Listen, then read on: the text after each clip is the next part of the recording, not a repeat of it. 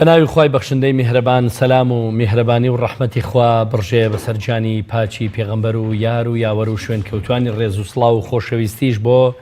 بینەران و بیسەرانی عزیز و خۆشەویست لە بەرنامەی باس و خواز لەگەڵ ئێوەی عزیز و خۆشەویست داین. ئازیزان وەگێوە هەمووتان لە میدیاکانەوە وەکو یەک بیستومانە بە پێی پێشبینیەکان ئەم شەو لە دوای کاتژمێر هەشتەوە بەرەو سەر یان بەرەو کاتژمێرنەوە دواتریش تاوەکو نیوەی شەو دیاردەی مانگگیران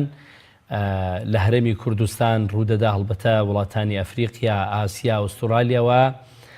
هەرێمی کوردستانیش وڵاتانی عەرەبی و هەرێمی کوردستانیش لە ناویدا ئەو دیاردەیە دەبینن. ناونیشانی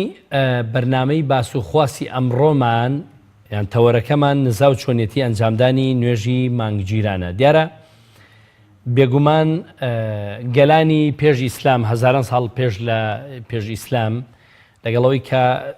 مانگگیران و خۆرگیران دوو دیاردەی سروشتی بوونیان لە دیاردە سروشتیەکان بوون کە لەسەر لە گەردووندا ڕوودەدەن و ڕوویاندا و بەردەوامیش ئەم ڕووداوە بەردەوام دەبێ. هەریەکە و بە شێواز و هەرگەلە و تێڕوانینێکی جیاوازی بۆی هەبووە. هەندێک لە گەلەکان پیانوا بۆ پێکدادانی خواوەندەکانە، هەندێکیان تێڕوانینی تریان بۆیان هەبووە و عەرەبەکانیش لە پێش ئیسلامدا بە شێوازێکی جیاواز بۆ دیاردەی مانگگیرانیان ڕوانیوە. ئێمە نامانێت بچینە ئەو تەفاسیلەوە، بەڵام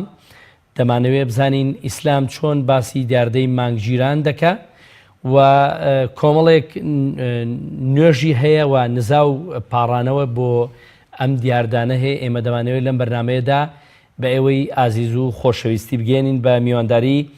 بەڕێز مامۆستا محەممەد ئەحمەد زانایی ئاینی. مامۆستاجان گەلێک بەخێربێ و سوپاس دەکەین. زۆر بەڕێزی مامۆستاجان، ئێمە باسی نزا و چۆنێتی ئەنجامدانی نوێژی مانگگیران دەکەین، بەڵام حتمما پێویستە ئێمە بەر لەوە بزانین دیاردەی مانگگیران و دیاردەی خۆرگیران ئەم دیاردانە دیاردەیەکی سروشتین ڕوودەدەن پەیوەندی بە هیچ شتێکەوە هەیە یان ئەمە شتێکی کەونیە و گەردونیە و لە گەردووندا ڕوودەدەن؟ بسم الله الرحمن الرحيم الحمد لله رب العالمين والصلاة والسلام على خاتم الأنبياء والمرسلين سيدنا ونبينا وحبيبنا محمد وعلى آله وأصحابه وأتباعه وأمته أجمعين إلى يوم الدين. دیارە پێشەکی دەستخۆشەری ئەم بەرنامەیەتان لێ یەکەم لە جەنابتان کە ڕێختان سۆوە بۆ منیش ئەم دەرفەتەتان کە پێداوین کە ئینشاءالله لە کەناڵە جوانەکەی بەڕێستانەوە کەناڵی پەیام کە بەڕاستی جێگەی دڵخۆشی زۆربەی مامۆستایان و هەروەها نوێشخێنان و موسڵمانان کە لەم کەناڵی بەڕێستانەوە گوێبیستی وتار و گوێبیستی حەق و ڕاستیەکانی ئاینی پیرۆزی ئیسلام دەبن. و ئێمە سوپاسی خۆی گەوراکەن پێش هەموو شتێک کە ئەلحەمدولله ئومەتی ئیسلامین و مسلمانین و خۆی پەروەردگار شادی کردوین بە ئیسلامەتی و بە دینداری و پەیامی حەق و ڕاستی و علم و زانیاری پێبەخشیوین کە ئەویش قورئانی پیرۆزە. و لەو پەیامە پیرۆزەدا بەڕاستی خوای رب العالمین خۆیمان پێدەناسێنێ کە خالقی هەموو شتەکانە، خالقی بەشەڕە کە گەورەترین بەدیهێنراوی دەستی خۆینین کە ئێمەی بەشەرین. و لە هەمان کاتیشدا سەرجەم بوونەوەرەکانی کە سەرجەم دروستکراوەکانی کە چ لە ئەرز و لە ئاسمان و چ لە خۆر و مانگ و ئەستێرەکان و چ لە ئاو و هەوا و گژ و گیا و دەشت و دەر و کانیاوەکان چەم و ڕووبارەکان هەر هەمووەکەی پەروەردگاری میهرەبان بۆ ئێمەی دروست کردووە بۆ خزمەتکردنی بەشەر مرۆڤ کە مرۆڤیش بەڕاستی پێویستە هەموو کاتێک لە کاتەکانی ژیانیدا بگەڕێتەوە بۆ لای ئەو خالیقە کە ئەو خالیقە لە بەرنامە جوانەکەی خۆیدا چی پێوتوین و چی بۆ ڕوون کردوینەوە. بۆیە پەروەردگاری میهرەبان خۆی کە باسی بوونەوەر ئەکا کە باسی ئەرز و ئاسمانەکە لەگەڵیدا ڕوو دەکاتێ ئێمە ڕوو دەکاتی ئێمەی بەشەر وسەخەرە لەکم ما فی السەماواتی والئەرض، یعنی هەرچی لە بوونەوەردا هەیە ڕووە کاتی ئێمەی بەشەر کە فەرمێ لەکم، یعنی بۆ ئێوە هەر هەمووکەی مسەخەرە ملکەچە و لە خزمەتی بەشەریەتدا و لە خزمەتی مەساڵح و هەرچی سوود و قانزانجی ئێمەدایە. بۆیە بەڕاستی تەوەرەکەمان کە باسی مانگگیران و هەروەها خۆرگیران کە دوو دیاردە و دوو نیشانە و دوو علامەت و گەورەیی پەروەردگارمان پێ نیشانەدا کە بەڕاستی ئەگەر هەرچەند ئێمە بیرکەینەوە الذين يتفكرون في خلق السماوات والأرض کە ئەگەنە ئەو نەتیجەیە کە بەڕاستی خوای گەورە وەصف و سەنای کەسانێکمان بۆ دەکا کە ئەفەرمێ بیر ئەکەنەوە تەفەکر ئەکەن بیر و هۆشیان بەرنامەدا ئاڕێژن مختبەراتیان هەیە هەروەکو چۆن ئیسە لە عالەمی پێشکەوتوودا کەناڵی فەزائی تایبەتیان هەیە بۆ دیراسەکردن لە کەون لە بوونەوەر و پێش 1000 ساڵ علمی فەلەکناسی لە حجرەکان و لە لای عولەمایانی ئیسلام خوێنراوە و بە فەقێ و بە مسلمانان و بە طالب العلم و طلاب العلمیان وتۆتەوە بەڵام ئەوەی کە زۆر گرنگە بەڕاستی ئێمە بۆ هەموو شتێک وەکو ئومەتی پێغەمبەر صلی الله عليه وسلم وەکو مسلمان وەکو عەقیدەیەکی ساخ ئەگەڕێینەوە بۆ قورئانی پیرۆز و ئەگەڕێینەوە بۆ فرمودەکانی پێغەمبەر صلی الله عليه وسلم و ئەگەڕێینەوە بۆ ژیان و بەسەرهاتی عولەما و زاناکانمان و بۆ سەحابەی بەڕێز و بۆ ئەو کار و کردارانی کە پێغەمبەر صلی الله عليه وسلم لە کاتی خۆیدا کردوونی و دیارە لە سەردەمی پێغەمبەری صلی الله عليه وسلم هەم مانگیران هەم خۆرگیران ڕوویداوە ئەوەی کە زۆر گرنگە ئاەتێک لە ئاەتی پیرۆزەکانی قورئانی پیرۆز بە تایبەتی لە سوورەتی الفصیلەتدا ئەفەرمێ ومن آياته الليل والنهار والشمس والقمر ولا لا تسجدوا للشمس ولا للقمر واسجدوا لله الذي خلقهن إن كنتم إياه تعبدون خوای گەورە بەم ئاەتە پیرۆزە دیارەوە چەندەها شوێنێکش کە ئیشارەی بە گەورەی و عەزەمەتی خوای گەورە کردووە وكل في فلك يسبحون ئەم ئاەتە پیرۆزانە کە ئیشارەیە بەوەی کە پەروەردگاری میهرەبان خۆی فەرمێ ومن آياته یعنی ئاەتی پەروەردگار علامەت و نیشانە و گەورەی و عەزەمەتی و دەسەڵاتی خوا ئەوەیە چی دروست کردووە الليل والنهار شەو و ڕۆژ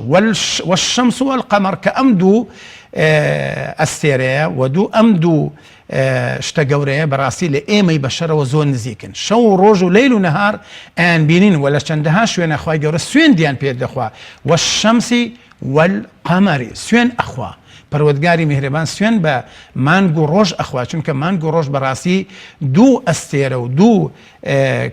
شتی گەورن کە لە ئێمەی بەشەرەوە دیارن و ئێمەش دیارە چونکە بە تەبیعەتی حاڵ هەر لە مناڵیوانە فێربووین و لەگەڵیانە هاتوین زۆر دیراسەمان نەکردووە ئەیگینا خۆ گەورەی و عەزەمەتی ئەم بوو دووبوونەوەرەیە زۆر گەورەی بۆیە خۆی پەروەردگارە فەرمێ نیشانەی گەورەی و عەزەمەتی خوان خۆر و مانگ بەڵام خەڵکانێک هەبوون و لە ئێستەیشدا سوژدە و کوڕنوش بۆ مانگ و بۆ خۆر ئەبن کە بە تایبەتی لە سەردەمی سولەیمان پێغەمبەر سەلامی خوای لەسەر بێ بەلقیس و قەومەکەی سوژدەیان بۆ خۆر ئەبن بەڵام خوای گەورە داوامان لە یەکە پێشەوەی کە ئاەتەکەتەوە فەرمێ واسجدوا ئەوە مهمە واسجدوا لله الذي خلقهن ئەمە گرنگە کە خوای گەورە فەرمێن ئێوە ئەی بەشەر ئەی مرۆڤ ئەی مسلمان ئەی ئێوەی کە ئەهلی عەقڵن ئەوانە کە ئولول ئەلبابن چونکە خوای گەورە فەرمێ ئەمانە بۆ قەومێکن کە ئولول ئەلباب یعنی خاوەن ژیرەکان خاوەن عەقڵ و ئەوانەی کە عەقڵی سەلیمن فەرمێ سوژدە بەرن بۆ ئەو پەروەردگاری ئەمانەی دروست کردووە ئەگەر ئێوە ئەهلی عیبادەتن ئەگەر ئێوە ئەتانەوێت عیبادەتی حەقیقی بکەن.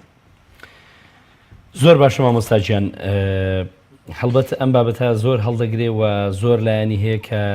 ئێمە دەمانەوێ قسەی لەبارەوە بکەین بەڵام ئەوەی کە کۆتایی ئاەتەکە ئەو ئاەتەی کە باس دەکە ئێوە دەفەرمی خوای پەروەردگار ئێوە سوز دەبەرن بۆ خودایی کە دروستی کردن خۆر و مانجی دروست کردووە هەرەوەی کە هەندێک هەبوون خۆریان پەرستووە هەندێک هەبوون بڕێک ئینسان هەبوون کە مانجیان پەرستووە ئەو دیاردەی کە مانگگیران و خۆرگیران بۆ ئەمە بخۆی نەواقزی پەرستنەکانی نیشان نەداوە لە یەکسەرمە هەڵۆشێنەرەوەی پەرستشەکان نەبووە. جوانە دیارە ئیبراهیم پێغەمبەر سەلامی خۆی لەسەر یەکێ لە پێغەمبەرانی خوا سەلامی خۆی لەسەر بێ و سەلامی خوا لەسەر هەموو پێغەمبەرانی خوا خوای گەورە دیرە ژیاننامە و عەقیدە و هەرس و کەوت و نوێژ و عیبادەت و ژیانی ئەم پێغەمبەرەمان بۆ تۆمارەکە لە قورئانی پیرۆزە ئەوەتانە کاتە کە بیر ئەکاتەوە ئەڵێ خۆر زۆر گەورە و تیشکدارە با من سوژدە بەرم بۆ ئەو کە ئاوا بێ ئەڵێ دی بەخواوە بە کەڵکی خوایەتی نایە چونکە ون بوو خوای رب العالمین ئەبێ دائیمەن بەردەوام ئاگای لە بەدیهێنراوەکانی ئەمجا لەگا بۆ مان ئەمجا بۆ ئەسێرە لە ئەخیرە ئەگاتە ئەو نەتیجەیە کە خوایەکەی ئەمانەی دروست کردووە ئەو قسەی جەناب زۆر تەواوە کە بەڕاستی پەروەردگاری میهرەبان کاتێک کە ئەم مەخلوقاتانەی خۆی دەهێنێ و دەیانبات کەواتە تحت الأوامرن کەواتە خالیقێک هەیە کە ئەمانە ئەجوڵێنێ کەوان ئەمانە ئەهێنێ و ئەبا ئەگەر بەشەرێک مرۆڤێ بگاتە ئەو ئاستا عقل و منطقی خۆی بکاتە ئەوەندا کە بیرکردنەوەیەکی تەسکی هەبێ کاتێک کە خۆر ئەگیرێت کاتێک کە مانگ ئەگیرێت دیارە لە ڕوانگە عیلمیەکە هێشتا نەگەشتوێنێتە سەری بەڵام لە هەمان کاتشە ئێمە وەکو مسلمان لە ڕوانگەی ئەوانە ئایا مانگیران و خۆرگیران وەکەوەی کە پێغەمبەری خوا صلی الله علیه و سلم لە سەردەمی خۆیان ڕوویدا پێش ساتێک جەناب فەرموود کە ئایا لەبەر خاتووی کەسە یان لەبەر ئەمانە دیارە ئەمە ڕوویداوە لە مێژووی ئومەتی پێغەمبەر صلی الله علیه و سلم و ئومەتی ئیسلامیش و سەحابەی بەڕێزیش ئەحداث و ڕووداوەکان طبق الأصل نقطە بە نقطە گێڕاویانەتەوە چونکە لەو کاتەیە کە ڕۆژ ئەگیرێ ئیبراهیمی کوڕی پێغەمبەر صلی الله عليه وسلم کە لەو ڕۆژەدا گەنج بووە وەفاتی کردووە دیارە سەحابەی بەڕێز کە گەورەی و پیرۆزی پێغەمبەریان بۆ دەرکەوتووە صلی الله عليه وسلم وتیانە بەخوا دیارە گومانیان بووە بەڵام سیرەکەی پێغەمبەر صلی الله عليه وسلم بێدڵ نابێت لەو ئاسەدا بۆیە لە حەدیثێکی صحیحە کە متفق عليه ئیمام بوخاری و مسلم ڕیوایەتێکە ئەفەرمێ کاتێک کە ڕوویدا فەرمی یەکسەر پێغەمبەر صلی الله عليه وسلم دا دیارە لەوە شەو دەرکەوتو ئیمامی شافعی ڕەزا و ڕەحمەتی خۆی لێبێ فەرمی ئایا نوێژی خۆرگیران و مانگیران سنەتە کە لە دوای نوێژەکە خوتبە بدرێت بۆ بە خوتبە بۆ بە سنەت پێغەمبەر صلی الله عليه وسلم یەکسەر هاتە سەر مینبەر دیارە بە لەگەڵ ڕەئی اختلافی عولەمایانش لەسەر ئەمە ئایا سنەتە خوتبە بدەی یان نەیدەی پێغەمبەر صلی الله عليه وسلم یەکسەر یێتە سەر بەڵام لەو شوێنە ئەو ڕوونکردنەوەی زەرور بۆ مسلمانان چونکەوە پێغەمبەر عەلەیهی سەڵات وسەلام بە خۆی لە حەیاتدایە لە ژیاندا دەبێ ئەم ڕێنمایە گرنگە بڵێ بۆی کە مسلمانان بە صحیحی لەسەر ئاینە بێژگەوەش ینی ئەم دینی ئیسلام دینی خوڕافیان نییە بێگومان دینی ئەباتیل و قسە و قسەڵۆک و شوێنکەوتنی ئێمە هەرچێک بوو ترێک هەر قوربان دەی دروستە شتی وانە بۆیە پێغەمبەر صلی الله عليه وسلم چوە سەر مینبەر لە دوای ئەوەی سوپاسی خۆی کە فەرمی ئین الشەمس والقەمەر ئایەتان من ئایات الله جالێرە بیرم لە چی کردەوە ئەمڕۆکە بیرم لەوە کردەوە کە دیارە سورەتی کاف ئەخوێنیت لە باس و بەسەرهاتی ئەصحاب الكهف فەرمی ذلك من آیات الله هەموو شتەکان ئەو شتانە کە ئیعجازن معجزەن بەڕاستی لە قودرەتی خوای گەورەیە یعنی هەر هەمووکان ئیسای کوڕی مەریەم سەلامی خۆی لەسەر بێ لە قوڕ تەیری دروستەکە ئەوچی قم بإذن الله يعني بإذن خو هەموو شتەکان لە عەقیدەی ئیسلامە ئەگەڕێنەوە بۆ لای پەروەردگار بۆ لای پێغەمبەر صلی الله عليه وسلم بۆیە پێغەمبەر صلی الله عليه وسلم فەرمی ئەمە فرمي الشمس والقمر آيتان من آيات الله دون نشان وعلامة قوري خوي يعني لسورة إسراء والله أعلم ليش الآية كانت فرمي وجعلنا الليل والنهار آيتين فمحونا آية الليل وجعلنا آية النهار مبصرة الله مبصر أوش هالجوان جاء القرآن بيروس براسيكي بحريك نك بحر يعني همو بحر كان الدنيا كوكروا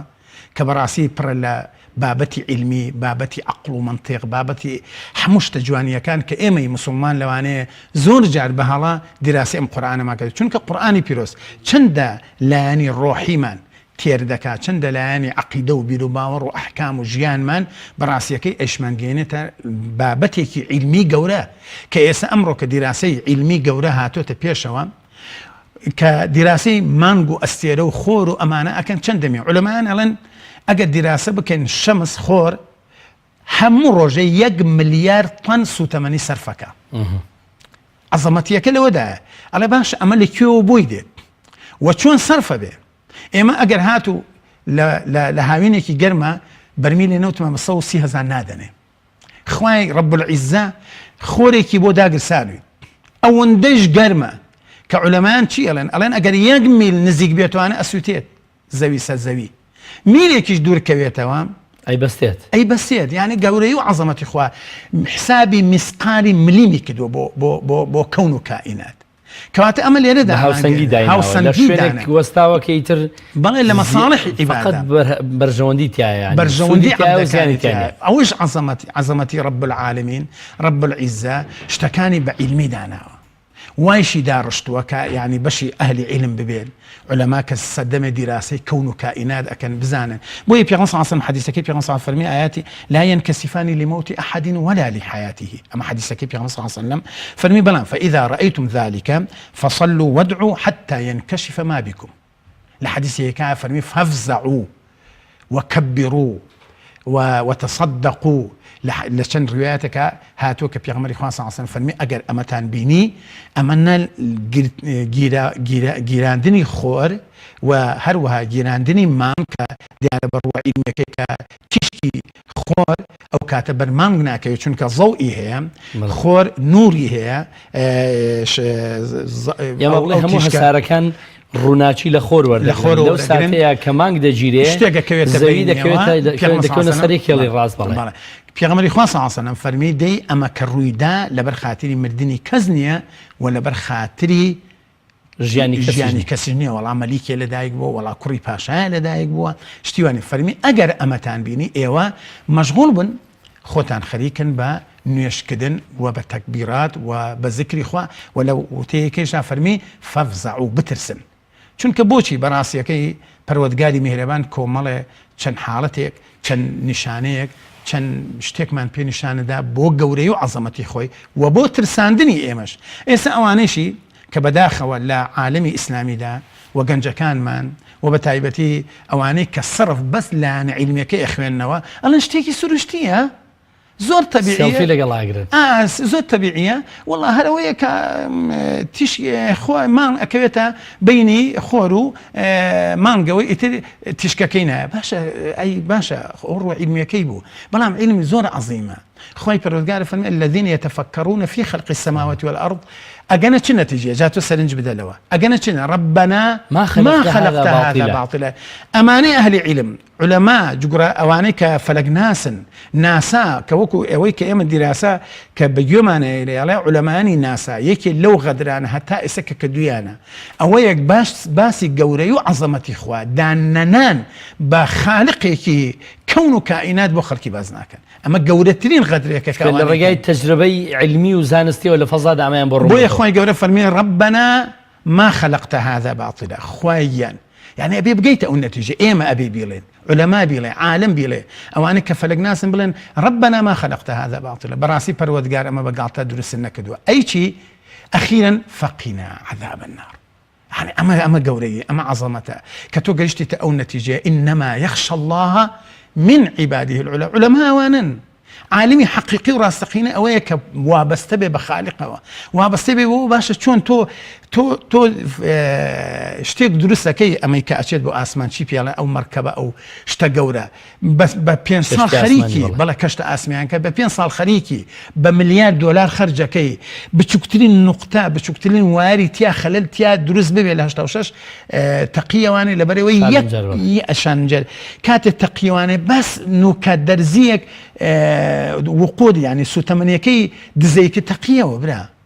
باش اي تو امهم تقول اي باش يبو بينا كذا ولا اخويا تو امام رزق اسمان شلون درس كذا يا رب العالمين بوي انساني ايمان دار بوي انساني اهل علم اهل عالم رك طبق الاصل وكو اياتك وكو حديثك في صلى الله عليه وسلم زور باش ما استاد دياردي بوملرزكا او يك دو صاله ناوچه كماني گرتوتەوە دیاردی بوملرزە بڕاستی دیاردەیەکی ترسناکە ئیتر هەمومان ترسێکی سروشتیە بەڵام بابەتی خۆرگیران و بابەتی مانگگیران ئەو ترسی لە بوومەلەرزە هەیە هەمان ترسیش بۆ ئەوان ئاساییە ئەم ترسە هەبێەوەی پێغەمبەر عەلەیهی سەڵات وسەلام دەفەرمێ فەفزەعوا بەڵێ فەرمی بترسن وەکەبیروا یعنی ئێستا یعنی پێویستە ئێمە کاتێ مانگ دەژیرە کاتێ خۆر دەژیرێ لەم دیاردانەوەی کە ئەم شەو پێشبینی کراوە کە مانگ بژیرێ ئێمە بترسین ترس چۆنە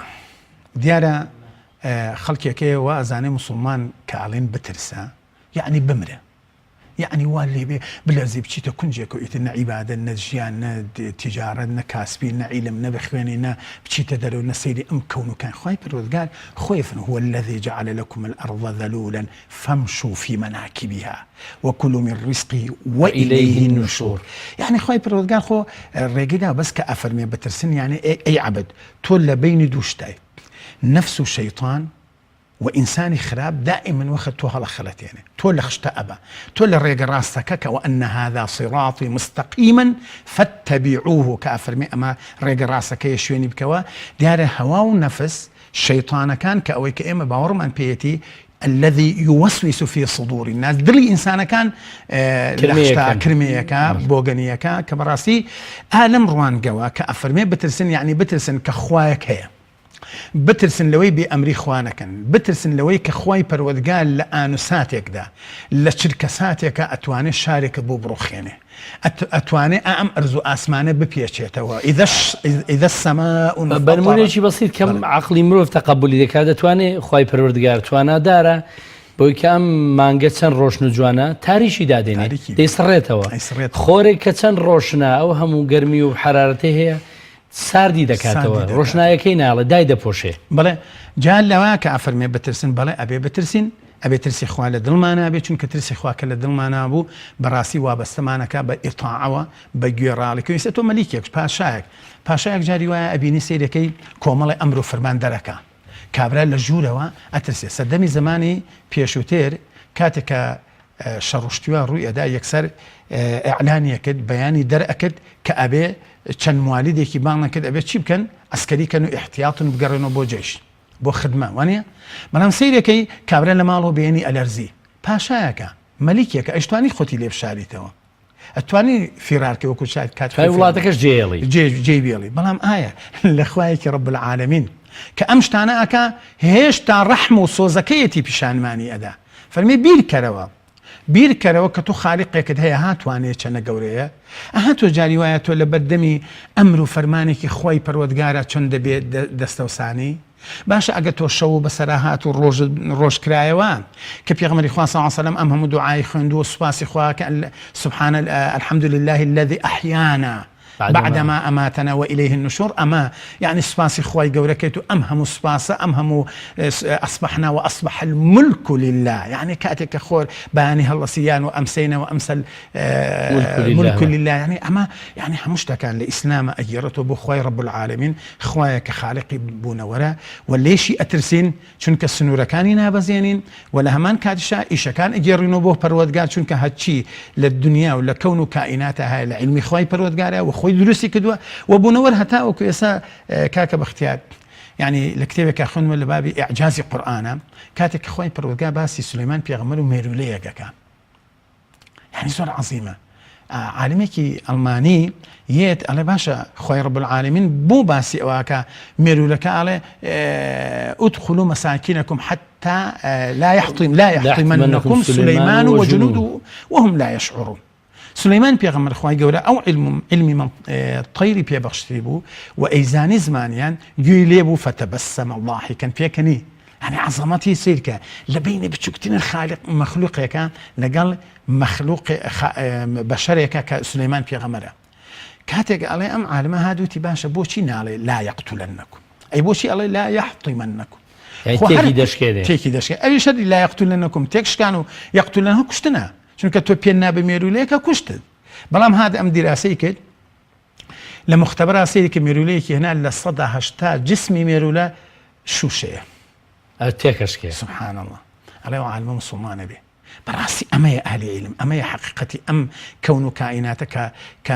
العلم يدعو إلى الإيمان، العلم يدعو إلى الإيمان. العالم عالمي حقيقي أويا كبراسي إيماني يعني بخواي ربنا إسام شوك أمر ربدا خلقك ما نيالج والله خو أما براسي لكنا كانوا لأوروبا وأمريكا دراسة كراوة وتيانا خور مانجينا بيد إتهر أما بأسانة سادة وريقري يعني وكو ما بشي ولا دكتور بلا كاكا دور بيا أخو توشي سرطان بوي جا قيشة كتب أخنا بكاكا بيت شهر سريك أبي دراسيك أبي بشي بدميو أبي شهر سر يعني أمرك كأمشتا أم كارسات أم اشتقوري دروس أبي كاتك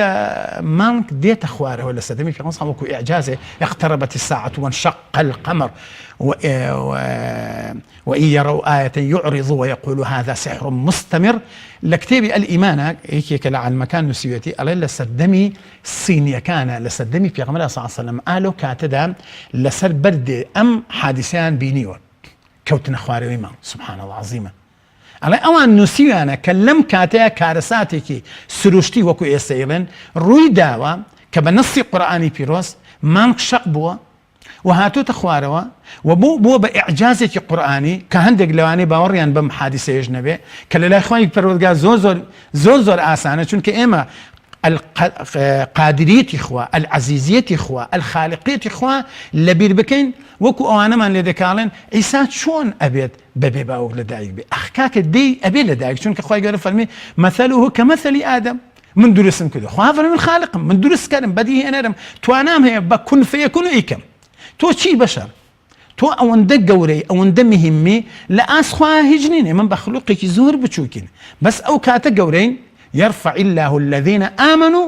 منكم والذين أوتوا العلم درجات خوای گەور لەلای خۆ ئەوانە بەرزن لەلای خۆ ئەوانە گەورن ولا تهنوا ولا تحزنوا وأنتم الأعلون بمرجع چی إن كنتم مؤمنين مامۆستا وەکو دەڵێم هەویرە ئاو زۆر دەژێشێ و کاتی زۆر دەوێت ئەمە لە بابی عەقیدە ئەمە کاکە بەختیار ئەمە زۆر گرنگە بەڕاستی بەرنامەی زۆر بێگومان بەڕاستی لەگەڵ ڕێزمە بۆ جەنابتە ئێمە لەوانەیە هەر باسی نزاکان و نوێژەکە زۆر گرنگە کاتەکە لەوانەیە کاتەکەەوە دەستخۆشیە بکەوین دەستخۆش بۆیە من دەبێت مامۆستا بێگومان بۆ چوونی جیاواز هەیە لەسەر ئەو نوێژەی کە ناسراوە بە نوێژی مانگگیران و بە نوێژی خۆرگیران بابزانین ئەم شەو کە ئێمە پێشبینی کراوە کە مانگ بگیرێ چ نوێژێک بکەین و چۆن بیکەین و ئەو نزا و پاڕانەوە و پێویستیانەی پێویستە لەسەر مسلمانان ئەنجامی بدەن چییە و چۆنێتی نوێژەکەش بۆ مسلمانان ڕووکەوە لەبەرەوەی لەوانەیە هەندێک کەس پێوەی پابند نەبوو بێ یان نەی کردبێ کەم کردبێتی لەبەرەوەی دیاردەکە کەمە یان لە بیریان چوو بێ و ئایا ئەمە چۆنیەتەکەی چۆنە ڕوونی بکەوە سپاس بۆ خۆی گەورە دیارە الحەمدولله لە کوردستانی شیرین و جوانمانە بە ئەهلی عیلم و مزگەوت و منارەی مزگەوت و بە خوتبە و خەتابەت و بە وەعز و ئیرشاد و بە گۆڤار و جەریدە و بە هەموو شتەکان بەڕاستی میلەتی کوردمان پابندن و گوێبیستن وەشتە خوێندنەوە و عاشقی دینن و هەستیان بەوە کردووە کە بەڕاستی لە نوێژ و عیبادەت ولو کار و کردارانی کە پێغەمبەر صلی الله علیه و سلم لە هەموو بابەکانی ژیاندا کردوێتی ئەوانش بەشدا من سوپاسی خواکەم کە دڵیشم خۆشە و بەڕاستی میلەتی کوردمان و میلەتەکەمان هەمووی پابندن و زۆربەی مەگەر یەکێک زۆر ناحاڵیانە یا تێنەگەیشت بێ یا شوێن کەوتەی فکر و بۆچوونێکی خراپ بێ دیارە نوێژی پێغەمبەری خوا صلی الله علیه و سلم لە بابی عیبادەتە پێغەمبەر صلی الله علیه و سلم و لە ڕوانگەی قورئانی پیرۆز کە خوای گەورە بۆ ئەوەی کە ئێمە خۆی گەورە فەرمیێتی هەم نوێشکەن بەڵام نوێژەکانی جوۆرن کەیفیەتی ئەم نوێژانە پێغەمبەرەکەمان صلی الله علیه و سلم بۆی دیاری کردوین بۆی دیاری کردوین دیارە وما ينطق عن الهوى إن هو إلا وحي يوحى خواي گەورە چی بە پێغەمبەرەکەمان صلی الله عليه وسلم و بە خەبەری صادق و بە حەدیثی صحیح و بە ڕیوایەتی متواتر چونکە ڕیوایەتی متواتر هەوە نییە حەدیثەکان بێ ئەفعالەکانی پێغەمبەری صلی الله عليه وسلم جیل بە جیل هەتاوە کە ئێستا هاتووە چونکە ئەوەش بەڕاستی بابێکی زۆر گرنگە کە ئێمە پێغەمبەر صلی الله عليه وسلم نوێژی کردووە لە خۆرگیرانە ولا مانگیرانشە بەڵام دیارە کەیفیەتێکی صلوا كما رأيتموني أصلي ئەمە بەیانی حقیقەتی عیبادەتە و بەیانی گەڕانەوەشە بۆ لای پێغەمبەر صلی الله عليه وسلم چونکە لەم کاتی خۆرگیران و مانگیرانە بەڕاستی ئێمە بێ دیراسەیەکی خۆشمان کەین بزانین ئای بای چەنە شارەزاین لە دین و ئایا بای چەنش گوێبیستین و الحەمدولله کە ئەهلی عیلمان هەیە و الحەمدولله پەیامەکان و کەناڵە بەڕێزەکانی وەکو جەنابتان کەوە پەیامی ئێوە کە بەڕاستی کەناڵی پەیام دەورێکی بارزی هەیە و بانگەواز و پەیامەکانی کەش بەڕاستی دەورێکی کاریگەریان هەیە خەڵکی فێری دینە بن و خەڵکی گوێڕاڵە بن و خەڵکی گوێبیستی حەقیقەتە بن با بە وەرن بۆ خاتری خوا تۆزە شارەزایم دینە من چونکە بەخوا کە خرايتە ناو قەبرەوەتی هیچ شتێکە بۆ نابێت بەخوا ئەمڕۆکە گرنگە کە فێری دین بی دوو ڕکعە نوێژ ركعتا الفجر خير من الدنيا وما فيها بيغمبر صلى الله عليه وسلم دور ركعة النوێژە سنەتەکەش نەکرد فەرزەکەی پێش نوێژبانی لە هەموو دنیا چاکتر چونکە زای پاداشتەکەی لەناو قەبرە لە کاتی سەرمەرگا لە ڕۆژی قیامەتە ئێمە ئەیبینین جا ان شاء الله ئەوەی کە گرنگە بەڕاستی عولەمایان ڕێی جیاوازیان هەیە دەربارەی نوێژی خۆرگیران و مانگیران بە تایبەتی مانگیران و خۆرگیران دیارە هەردووکیان وەکو یەک هاتون کسوفان هاتون خسوفان بەڵام دیارە پێغەمبەری خوا صلی الله علیه و سلم جا دیارە حکمتێکیش باسەکەن ئەمە وەکو ئەوە ناکە وەکو خەڵکانێکێک کە بە شوێن حکمەتی ئەوە شاگەڕێن ئایا بۆچی کاتێککە مانگ خۆرگیرە ئەو ساڵانی وەزەم 99 بوو خۆرگیرە دیارە نوێژمان کرد خەڵک سێریان لەوە سوڕما باشە پێغەمبەر صلی الله علیه و سلم بۆ لە نوێژی خۆرگیرانە زۆری پێچوو و بۆچی چوونە ژوورەوە و بۆچی ناو مزگەوت تاکردیان دیارە ئەمە هەمی بۆ بە بابەتێکی فقهی و بابەتێکی عیبادەتی کە عولەمانی مەذاهب ڕەزا و ڕەحمەتی خوای شافعی ئیمامی ئەبا حەنیفە ئیمامی ئەحمەد و مالیک و ئەمانە کە سەرمەذهەبی شەریعەتی ئیسلامن و بەڕاستی دراسەیەکی ودیان کردووە هەل لە ڕوانگەی حەدیثەکانی پێغەمبەر صلی الله علیه و سلم لە ڕوانگەی کسوف و خسوفەکانی پێغەمبەر صلی الله علیه و سلم کە لە سەردەمی ئەوە ڕوویداوە هاتوون هەر یەکە حکمێکیان وەرگتووە. لای حەنەفیەکان فەرموون هەر وەکو دوور کە نوێژی سنەتی جێژن وایە، هەر وەکو وایە، هەر دوور کا دەکەیت و تا ئەمە حەنەفیەکان دوو نوێژ سنەتە شایعەکە هەر وەکو چۆن لە دوور کا نوێژی سنەتی چێشتەنگاوەکەم و سورەتی قل یا ئەیها الکافرون یان دوور کە سنەتی مطلقیش توانی بە مطلقی سنەت کێ هەر وەکو ئەوە ئیکا ئەمانە. بەڵام ئەوەی کە شایع و ئەوەی کە لە لای عولەمایانی جمهورن، چونکە هەموو کاتێک یەکێکیان کە ڕێیەکی هەیە ئەوانە کەسیانەکەی کان ڕێیان هەیە پیانەوترێ جمهور جمهوری عولەما تارە بێتوانێ. بەڵام ئەوەیشی کە متەواترە بەڕاستیەکە ئەمەیە کە پێغەمبەری خوا صلی الله علیه و سلم کاتێک وای کرد یەکسەر بە سەحابەی فەرموو، بە سەحابەکانی فەرموو، بە سەحابەیەکی فەرمووی ڕاکە بەناو خەڵکی بڵێ الصلاة جامعة. جا دیارە ئەم کەلیمەی سنەت، چونکە سەحابە کردوێتی بە ئەمری پێغەمبەر صلى الله عليه وسلم کاتێک واکرێ سنەتە لە مزگەوتەکان و کە مکەبەران کردو بڵێ الصلاة جامعة بۆیە خەڵکیش ئاگادار بن، ینی نوێژخوێنان و بەشداری ئەو نوێژە بکەن. بەڵێ مسلمانانی بەڕێزی کوردستانمان، شارە شیرینەکەمان، دێهاتەکانمان لە هەر شوێنێک بوون ئیسێ لەوانەیە دەیوا هەبێ نوێژخوێنی زۆر باشی تایە، بەڵام وڵێ بەخۆمەوەسە نازانم. کاکە هەر وەکو ئەوەی ڕێیەکەی حەنەفیش بیکە قەی ناکە لە ماڵ و دانیشە بیکە. بۆیە یەکێ لەو حکمەتانش لەوەیە کە نوێژ ئیطاڵی پێکرێت لای جمهور ئەفەرمێ دوو ڕکعاتە، لە ڕکعاتی یەکەمە کە فاتحە ئەخوێنی، لە دوای ئەوە سوورەتی ئەبێ بە قەرە بخوێنی، ئەمە سنەتی پێغەمبەر صلی الله علیه و سلم. ئەچیتە ڕکوع، لە ڕکوع ئاڵێ 100 جار لە ڕکوعی یەکەمە 100 جار سبحان ربي العظیم بڵێن هەسەرەوە دەستکەرەوە بە فاتحە. ئەمە جیاوازێکەیە. نوێژمان دابەست بۆی مسلمانە جوانتر حاڵی بن، نوێژمان دابەست نیەتمە دوور حتى هن ئەو سنەتەش ئەو دوعای افتتاح بخوێنێ إن صلاتي ونسكي ومحياي أو كذا هنا لقد دعاء نيت لدري خدانيت دوك سنتي مانجيرانك بلى الله أكبر الله أكبر ذكرت أو هي كم فاتحة خواني تو الدعاء كان فاتحة دخواني لركاتي كم دا ديار أوش مالها نتشل لمزجود ذكره بله چونکە پێغەمبەر صلی الله علیه و سلم مزگەوت کردوێتی و هەموو مسلمانان ئەبێ بچن بۆ مزگەوت کاڵێن ئەبێ بە مانای واجبنا، چونکە ئەمە لە یادمان نەچێ هەموو عولەما فەرموون سنەت باجارێ مەوسە باسی نوعیەتی بەڵێ ئەوە هی سنەت مؤکدە نوێژەکە ئەچن بەرەو مزگەوت ئەچن بەرەو مزگەوت و لەگەڵ ئیمامە نوێژەکەیان دابەست فاتحە دەخوێنێ، دوای فاتحە سنەتە سوورەتی بەقەرە خوێندوێتی. بەڵام ئەمە لەوانەیە بۆ هەموو کەس دەست نەدا، چونکە ئێستا لەوانەیە هەموو تااقەتیان نەبێت. ئێمە جانێبا لەسەر ئەسڵەکە بڕۆین، تۆ بەجارێ لەسەر ئەسڵەکە ینی قورئان زۆر دەخوێندێ. بەڵێ ئەمە ئەچیتە ڕکوع 100 جار، يعني بمقدار 100 جار سبحان ربي العظيم خويني. أزين حكمتك شيء حكمتي وجارة وهي دينه وجارة بشين حكمتي شانة قري دينه حكمتك أويا كلا خورجيرانا علماء ألين زمان أما بخورجيران بو مانجيرانش بله ألين حتى أوكاتي درجة شون كل الروايات كان هاتو أفرمي حتى أمانة مان كد إن جلت الشمس يعني خور دركوتوا الله يعني ضوءك هاتوا كواتخ مانجي شرواية ليردا أويك جرينجا إما بيزانين أويك باتباع السنة هم علماء فهمتي اتباعا للسنة يعني اتباع السنة كشون كتوك اتباع السنة يغفر لكم ذنوبكم يعني خوي جورا فرمي قل إن كنتم تحبون الله يحببكم فرمي فاتبعوني يحببكم ويغفر لكم ذنوبكم زور جوانا اتباع السنة جاء أمر كاتي كم هلا سيتو هلا سيتو فاتحة خندرا قرآن زور خندرا دعاء شو تركوع سبحان ربي العظيم هلا سيتو هلا سيت ناتي هلا سيتوا سمع الله لمن حمده ربنا ولك الحمد يكسب فاتحة ناتي سجدة ناتي السجدة سيدا كي أمجار جاري شيتر دز دقيقة فاتحة دخويني أمجار سورة آل عمران خويني قرآن خويني بلا قرآن خويني أول بكل اتباعا للسنة أشيتو شوي أشيتو دايك إيمان داران همي بو باسكدين رضا ورحمة الله خش دايك برزة كمان وأزواجه أمهاتكم كبيغم صلى الله عليه وسلم فرمي خزانة برزة كان بيغم صلى الله عليه وسلم دايك تانن دايك إيمان داران عائشة كزيركتنين آفرتي مدينة بوا وما مصاي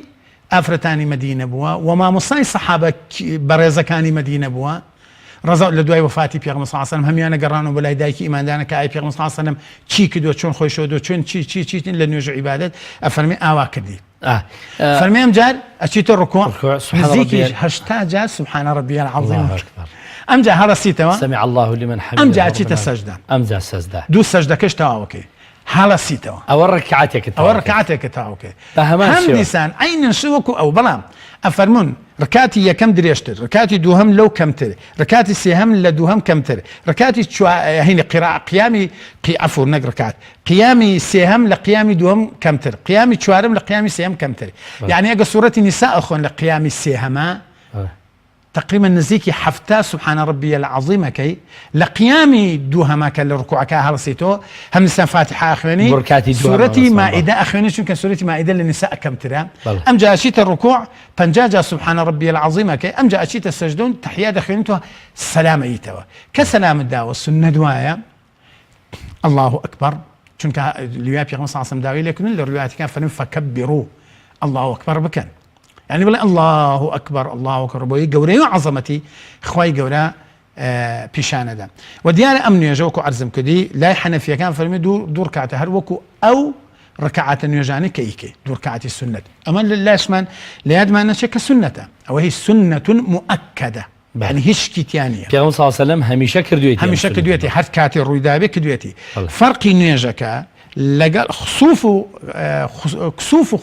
يعني كسوف بو شمسة يعني روجيران خسوف بو قمرة فرقينية أبو شوازا أكره للرواية كان كهاتو فرمن في 15 سنة أطال الصلاة يعني دريجي كله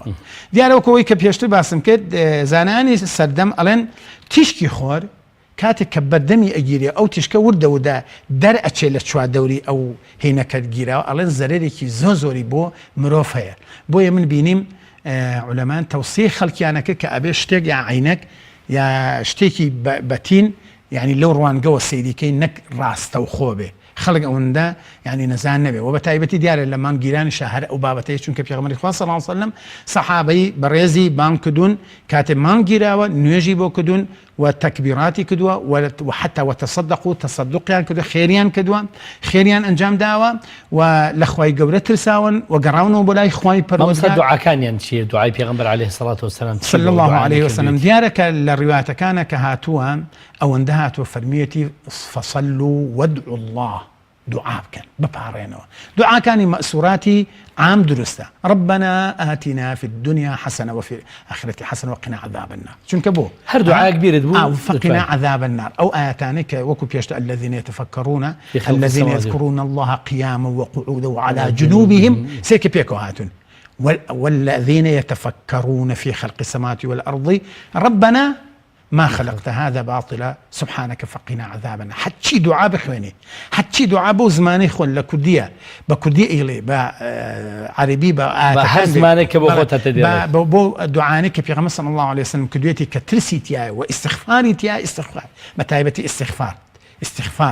استغفار يعني طلبي استغفار استغفر الله إنسان بيداتشونويك پێداچوونەوەیەک بە مەلەفی ژیانی خۆیە بە مێشکی خۆیە بە عەقیدەی خۆیە بە ئەخلاقی خۆیە بە نوێژ و عیبادەتەکانی خۆیە بە هەموو شتەکانە بکات و بزان باشە زۆر باش مامۆستا ئەم نوێژە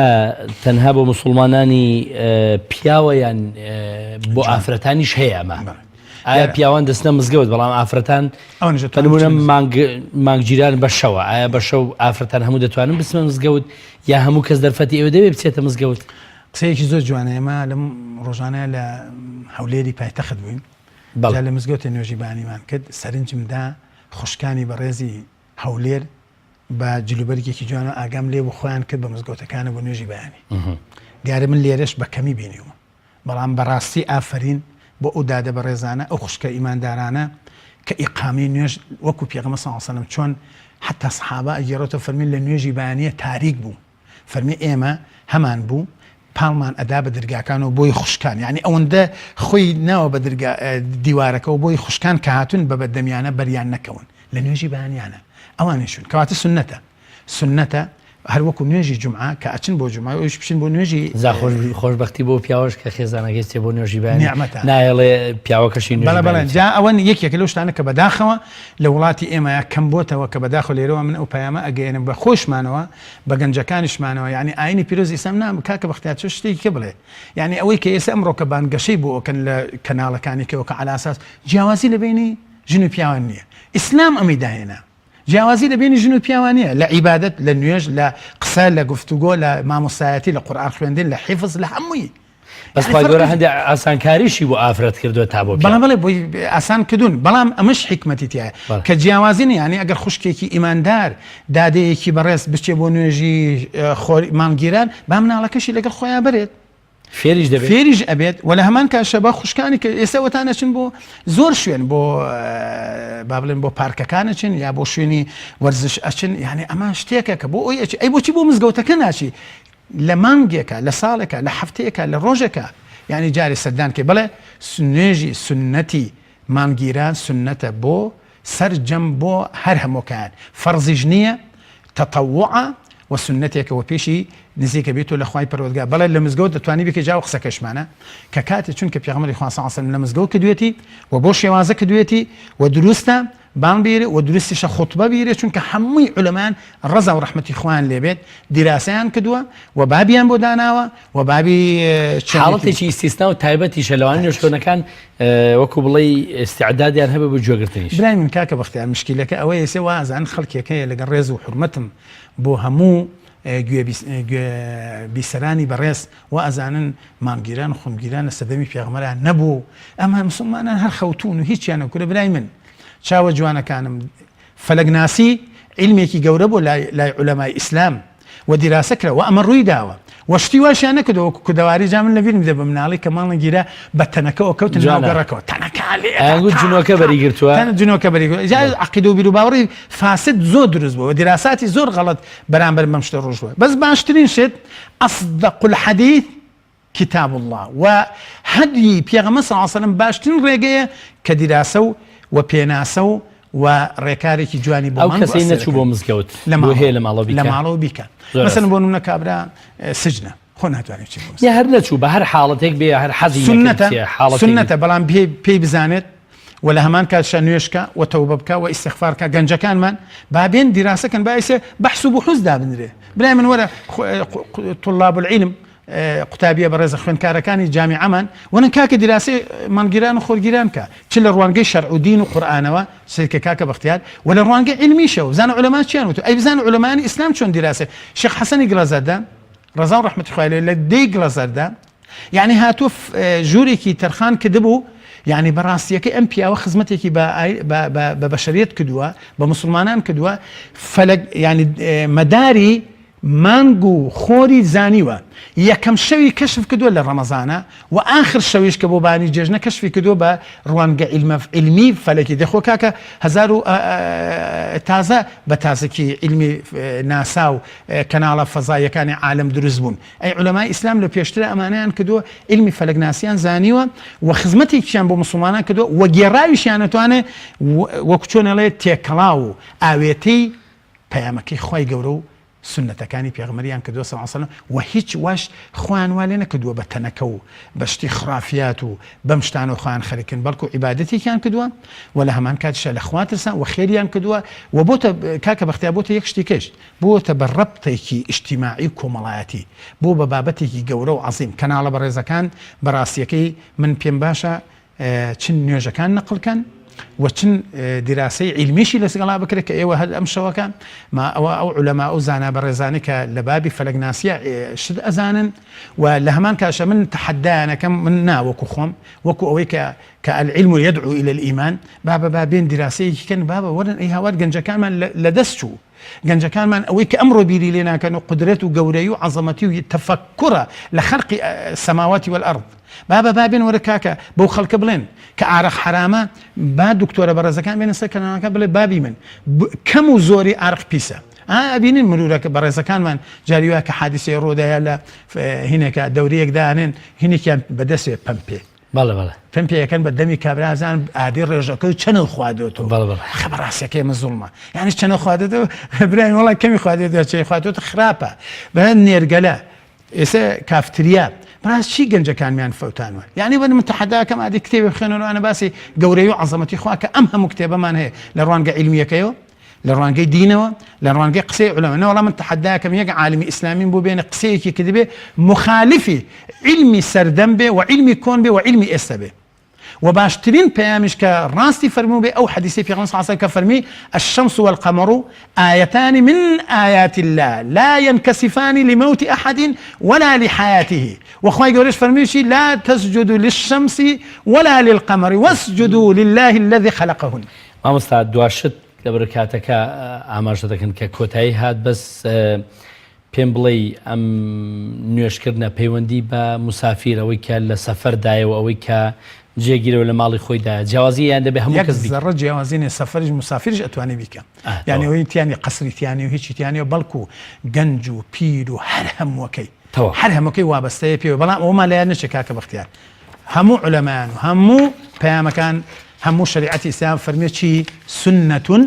مؤكدة ذكر كدين وعبادة كدين ولا همان كاتشا أو ما ليادنا شيك وكو أو رأيانا من باسكت باش تنين رأي جمهورة كافرمي أبو الشوازة با أو نيجب كده ديارة ما مصابر إذا كان من أوش بزان ديارة أوش ما ليادنا شيكاك بختيار نقطة أويج أوي كبيرون صلى الله عليه وسلم نيجي مان جيران وخور جيراني كدو تواو نبوبي لنيش كدين تواو نبو دريجي كدو تواو دريجي كدو تاو كو كاتك كوتايات إلا بحكمة نيو وسپاس خوای گەورەی سپاس بۆ بەڕێز مامۆستا محەممەد ئەحمەد زانایی ئاینی کە لەگەڵماندا بووی سوپاست دەکەین کە لە بەرنامەی ئەمڕۆی باس و خواست نزا و چۆنێتی ئەنجامدانی نوێژمان گیران لەگەڵمان سپاس دەکەین بینەران و بیسەرانی ئازیز و خۆشەوی سپاس بۆ ئێوەش هیوادارین هەمومان پابەند بین بە ئەنجامدانی سونەتە بەرزەکانی پێغەمبەرمان عەلەیهی سەڵات وسەلام بەتایبەت ئەوەی کە ئەم شەو پێشبینی کراوە مانگ بگیرێت هەستین بە زیندووکردنەوەی ئەو سونەتە نوێژی مانگگیران بکەین و دوعا و نزا و خێر و چاکە بکەین سوپاس بۆ گژلایەک بەخواتان دەسپێرین خواتان لەگەڵ